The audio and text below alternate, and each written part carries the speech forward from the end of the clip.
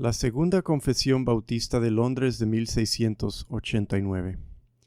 Este es el séptimo y último estudio de las confesiones históricas protestantes.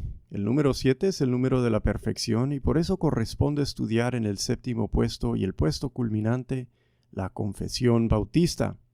Una de las cosas que he querido resaltar con este estudio es la forma en que las confesiones se desarrollan en su contexto. El contexto de esta última confesión es, en parte, todas las anteriores confesiones.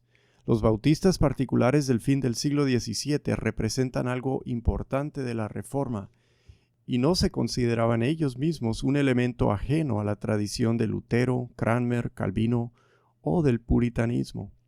Su confesión la hicieron tomando de la Confesión de Westminster porque querían demostrar a los demás las continuidades entre lo que creían ellos, que estaban diciendo, somos una parte íntegra de la ortodoxia reformada. ¿Quiénes fueron estos bautistas particulares? ¿De dónde salen? Los bautistas de Inglaterra no tienen una raíz muy común con el anabaptismo continental. Sin duda el anabaptismo en algo influyó, porque existía la idea de no bautizar a los niños. En Inglaterra son los separatistas que nos dan a los bautistas que tenemos. Y en este caso los primeros bautistas fueron bautistas generales.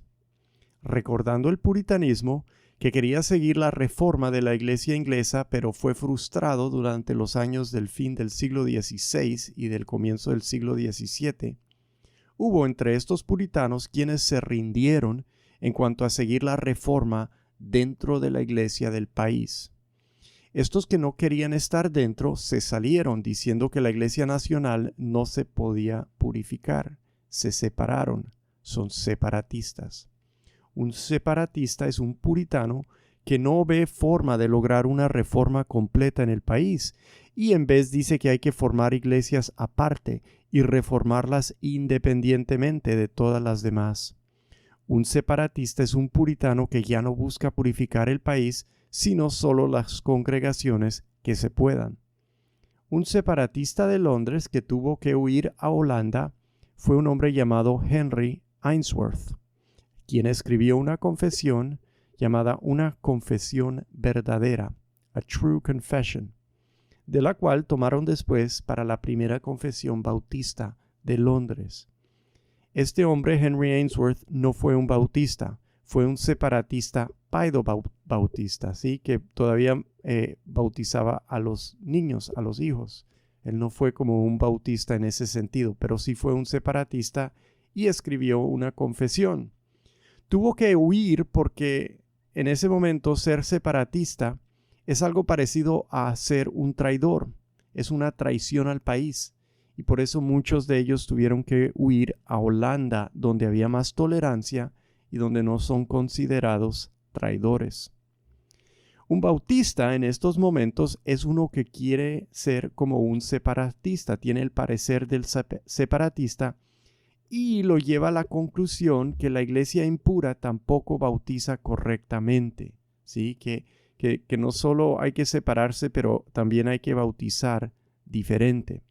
El primer bautista es un hombre llamado John Smith y su compañero y seguidor se llamó Thomas Helwes. Los dos huyeron a Holanda como muchos otros. Ellos se llevaron consigo toda una congregación. John Smith se autobautizó y luego bautizó a los demás. Smith se apartó después de los bautistas y se unió con los menonitas. Pero Helwes no estuvo de acuerdo con esto, mantuvo su posición, regresó a Inglaterra con 10 de los originales con los que huyeron de Inglaterra y Helwes con ellos fundó la primera congregación bautista en Inglaterra. Estos dos hombres, Smith y Helwes, fallecen en la segunda década del siglo XVII.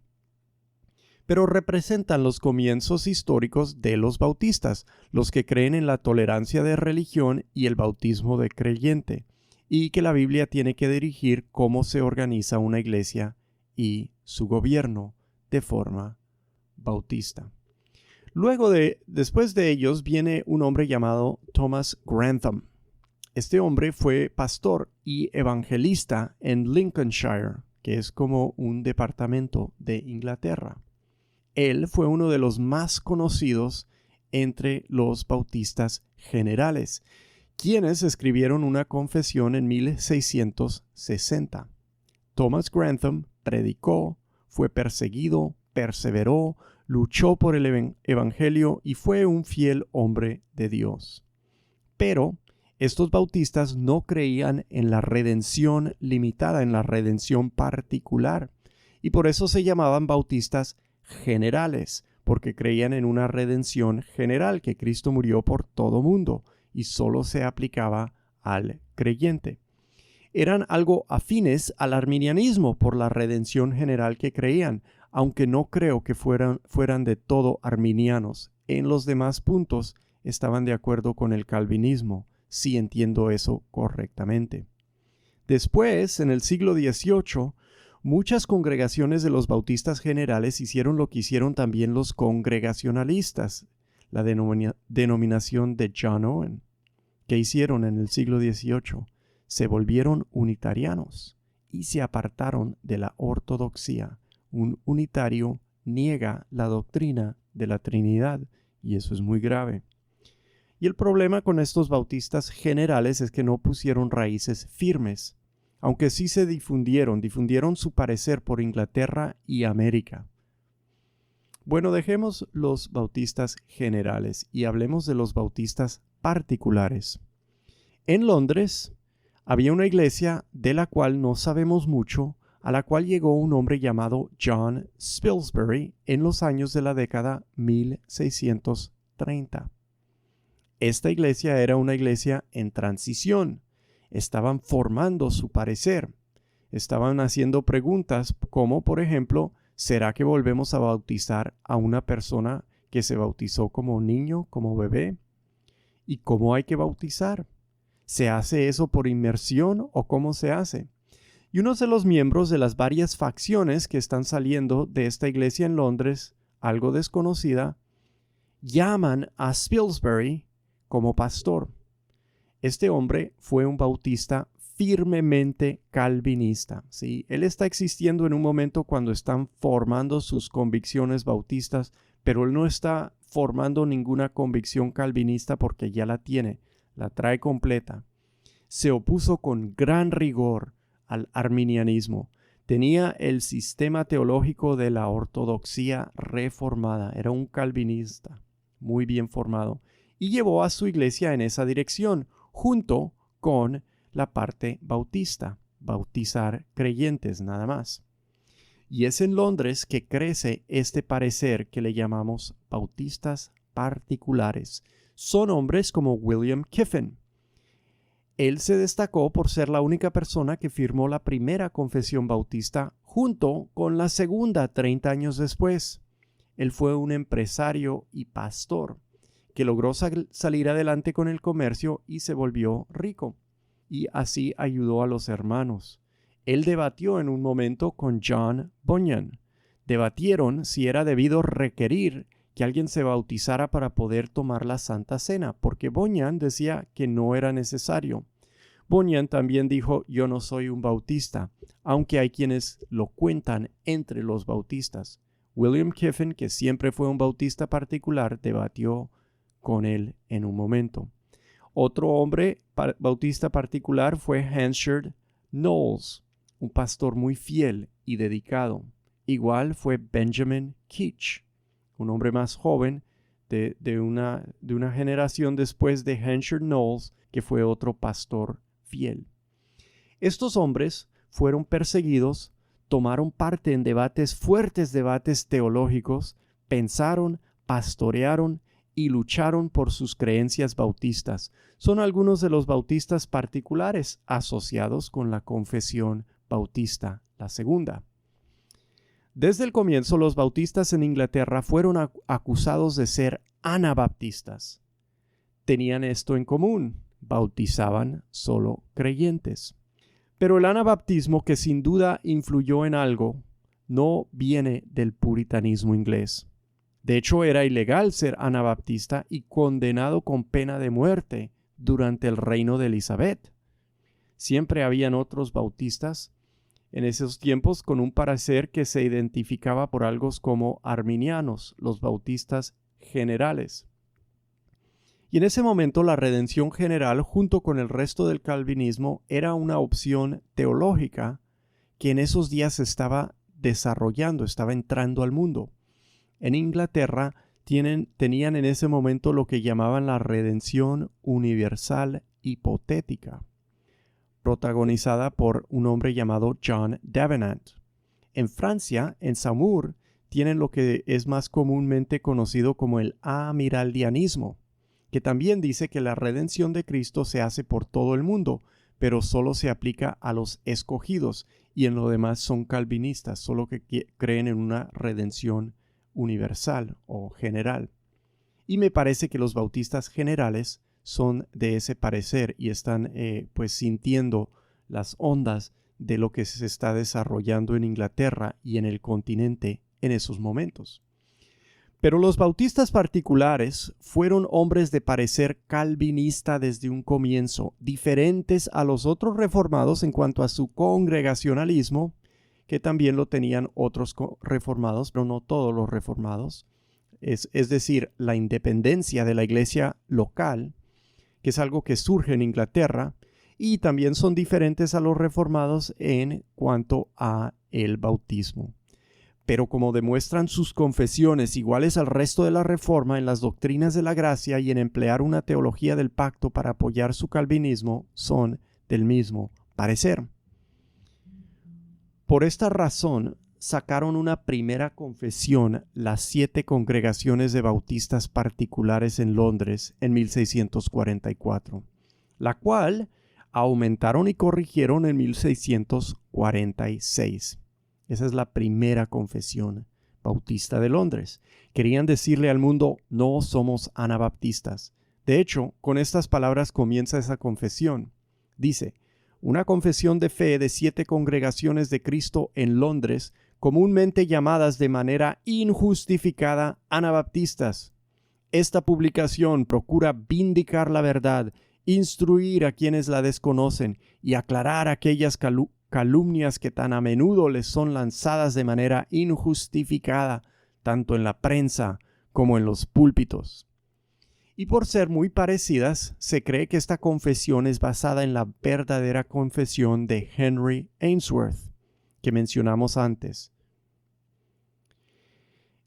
Esta primera confesión bautista es un documento inusual en su tiempo por la moderación y la razonabilidad de su expresión.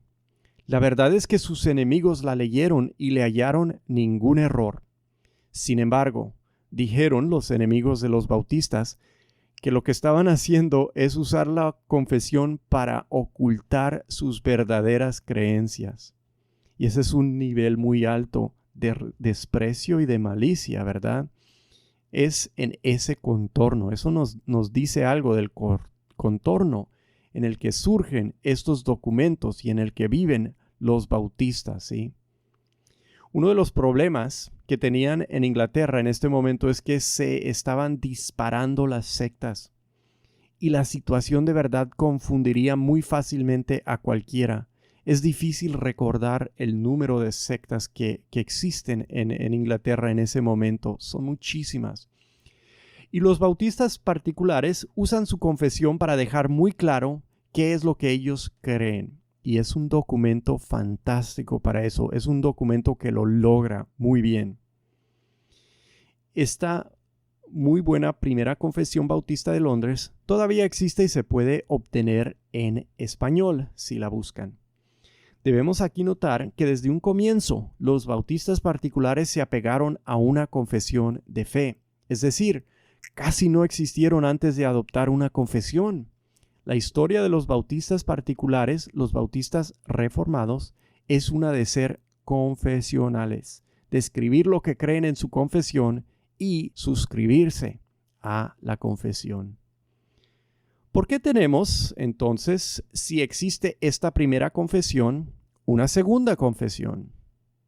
En la década de 1640, por la guerra civil, hubo mucha libertad y aumentaron rápidamente los bautistas, hasta obtenieron posiciones importantes en el ejército y en el país.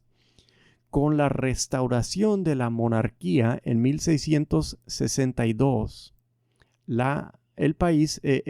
restauraron la monarquía en 1660, trajeron de regreso al rey Carlos II y en 1662 se retomó el anglicanismo episcopal y se pasó un acta de uniformidad, la cual hizo de todos los que no estaban de acuerdo no conformistas. Todos los que no estaban de acuerdo con el anglicanismo episcopal eran no conformistas y perseguidos. Es en este tiempo cuando muchos pastores reformados pierden su lugar. Casi 2000, creo, perdieron su lugar y no tenían dónde ir y no tenían, pues, empleo. Fue un tiempo de mucha dificultad para mucha gente puritana. Y es cuando John Bunyan va a la cárcel y pasa años encarcelado. Es en este momento. Los bautistas también son perseguidos y quieren mostrar solidaridad con los presbiterianos y congregacionalistas o independientes, ya que todos estaban siendo igualmente perseguidos por el gobierno.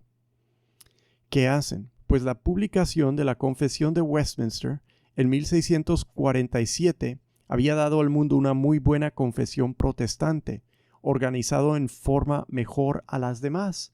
Los independientes ya la habían adaptado para su confesión llamada la Declaración de Saboya de 1658. Es decir, la redactaron para su denominación. John Owen fue parte de esa Declaración de Saboya porque él era uno de ellos. Los bautistas particulares hacen algo igual con su confesión. Sí, adaptan la confesión de Westminster en 1677. Toman el patrón de la confesión de Westminster. En parte esto se debe a que estaban agotando las copias de la primera confesión. Había gente que ya ni la conocía. Y en parte es por mostrar solidaridad. Pero la razón principal, según los historiadores, parece ser la defección de un hombre llamado Thomas Collier. Él era un predicador bautista particular que trató de unir a los bautistas particulares con los bautistas generales.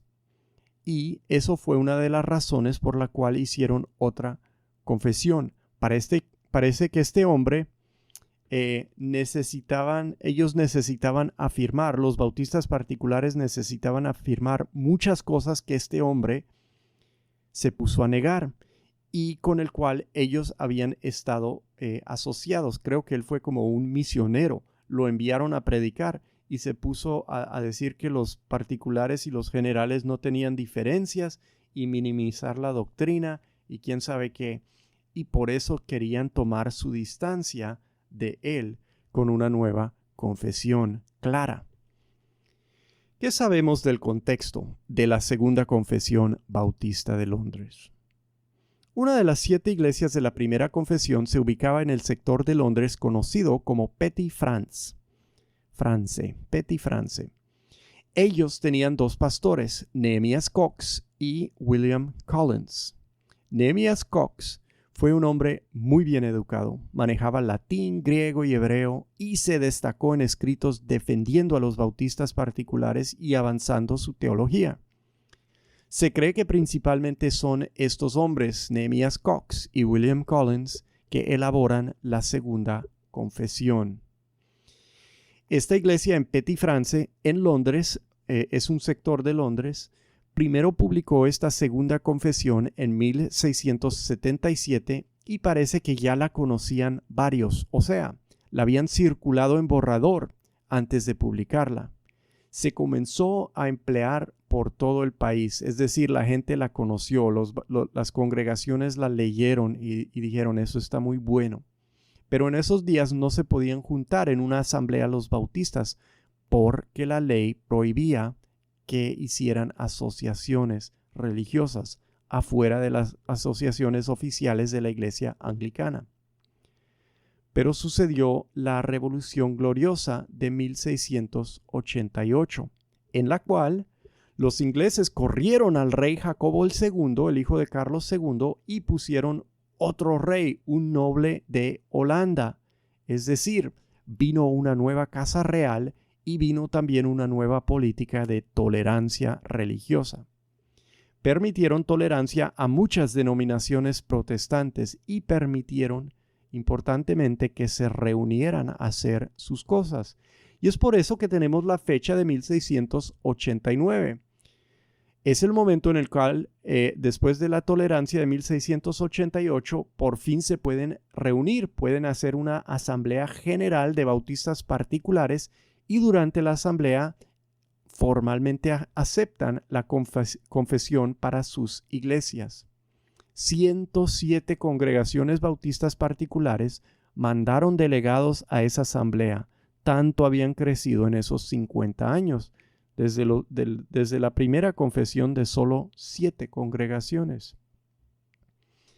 Y aquí hay un principio importante, que las cosas se deben hacer con apoyo de varios y no una congregación sola. Esto no es violar la independencia de la congregación, pero demuestra que la consideración, el apoyo y la contribución de muchos logra mejores resultados en lo que es una confesión. Así la reciben todos. ¿Qué diremos entonces del contenido de esta segunda confesión? Podemos decir que es más larga que la primera confesión porque añade temas que la primera nunca tocó. La segunda comienza con el tema de las Escrituras, algo que se desarrolló, como vimos, en los tiempos de la segunda confesión helvética. La segunda confesión bautista tiene una lista de cuáles son los libros de la Biblia, también en reacción al Concilio de Trento, que incluye otros libros en la Biblia católica, ¿verdad? Es decir, la segunda confesión bautista toma de lo que primero vimos en la confesión escocesa de John Knox y que luego se refleja en la confesión de Westminster, que es de donde lo toman los bautistas. Habla también la confesión bautista del día de reposo, que no lo hace la primera confesión, y de la observación del cuarto mandamiento en el domingo. En las últimas décadas del siglo XVII, algunos llegan a pensar que la adoración cristiana debe hacerse el sábado y no el domingo. En Norteamérica tuvieron bautistas del séptimo día.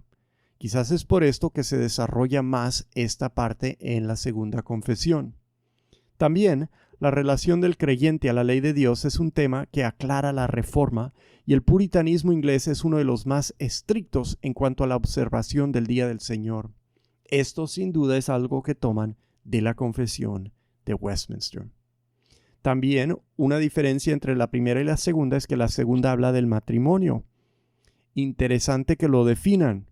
Es muy conveniente para nosotros hoy, con todas las locuras que existen en este momento sobre este tema, que nos dejen ya definido el matrimonio como lo dicen las Escrituras. Parece que, con todas las sectas locas y la poligamía de los anabaptistas, este tema tocó aclararlo en ese momento también. Esta segunda confesión es más completa que la primera porque también expande algunos temas. ¿Cuáles? Sobre la iglesia, ya que han desarrollado su práctica por más tiempo y en un contexto de mucha polémica. Entonces tienen ideas más avanzadas. También otro tema es el calvinismo. El calvinismo de la segunda confesión demuestra una participación en los debates de su actualidad sobre este tema.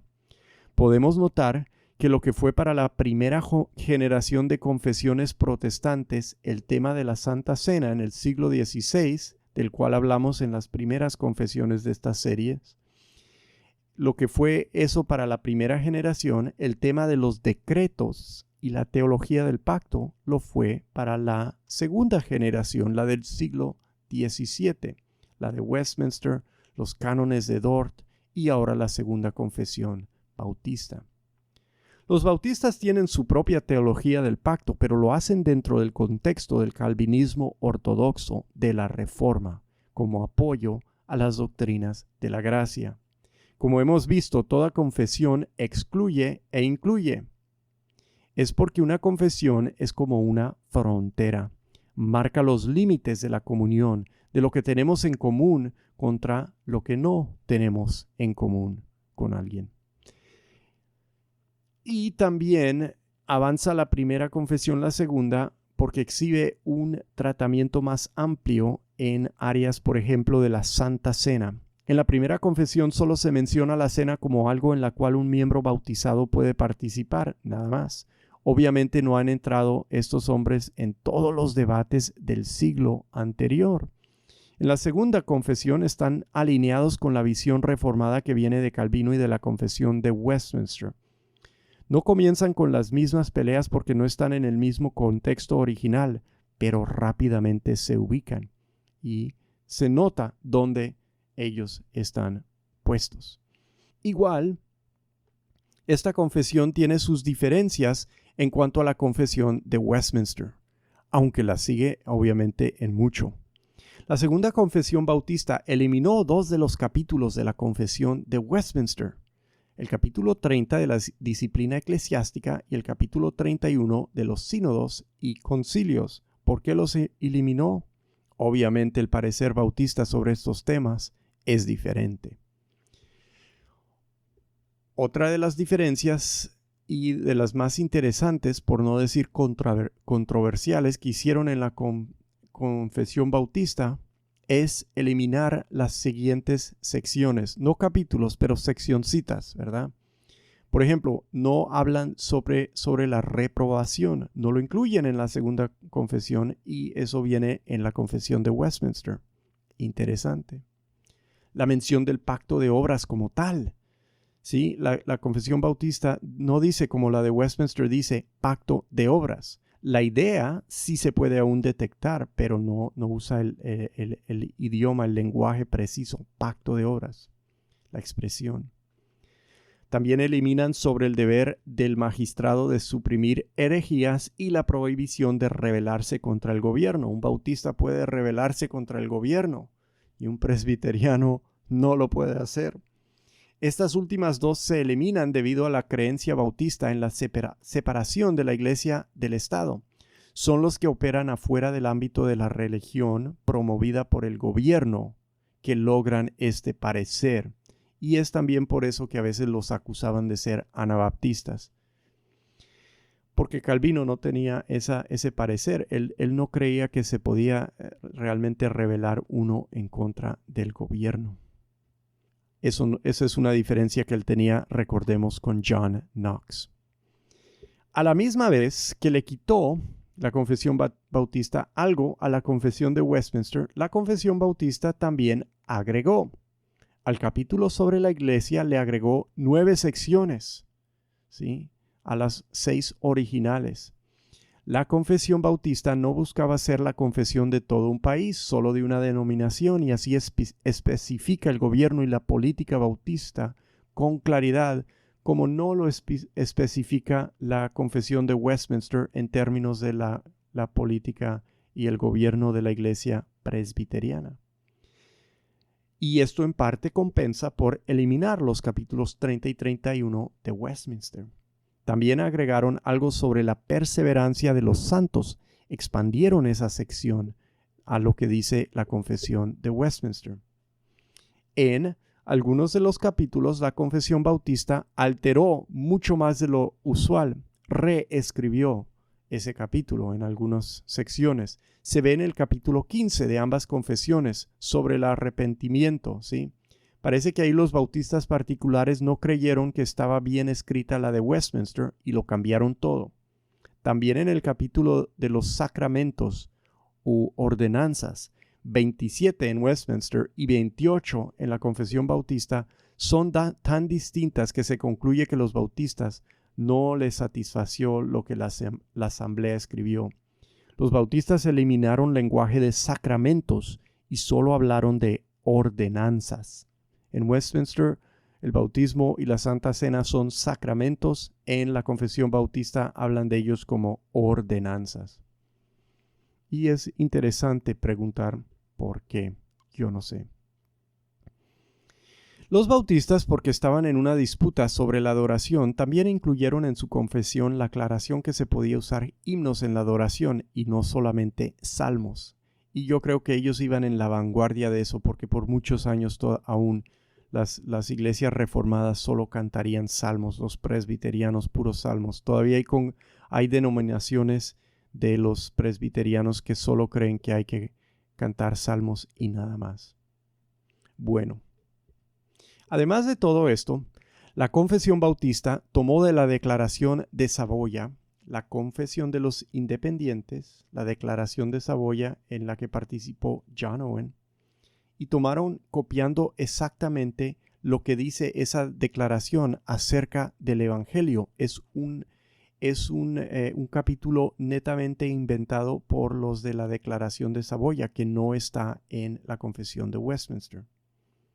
Y es en este capítulo que dejan de tener en la Confesión Bautista la numeración paralela de la Confesión de Westminster, ya que el capítulo 20 de los bautistas es sobre el Evangelio y en Westminster ese capítulo no existe. ¿Sí? Sigue el capítulo 20 de Westminster corresponde al 21 de la Confesión Bautista por eso, y así el resto. Más se podría decir acerca de esta confesión, pero en otro lugar estamos desarrollando un estudio más a fondo, así que por ahora dejamos ahí la Segunda Confesión Bautista de Londres. Quiero concluir este estudio observando que lo que hemos hecho es una breve introducción histórica de algunos de los documentos importantes de la Reforma, dando también un sentido del contenido de ellos.